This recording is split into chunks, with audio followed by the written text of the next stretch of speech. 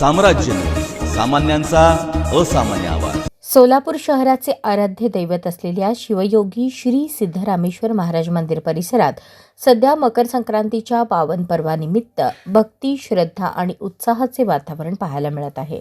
मकर संक्रांतीच्या निमित्ताने मंदिर परिसर अक्षरशः फुलून आला असून भाविकांची मोठी गर्दी दर्शनासाठी आणि पूजा अर्चेसाठी दाखल होत आहे।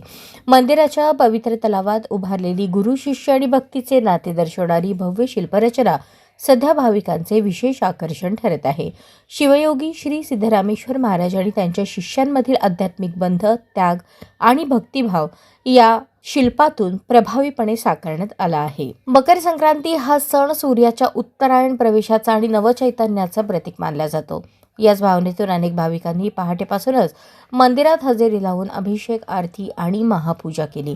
सोलापूरच्या सांस्कृतिक आणि धार्मिक परंपरेत सिद्धेश्वर मंदिराचे अनन्यसाधारण महत्त्व आहे।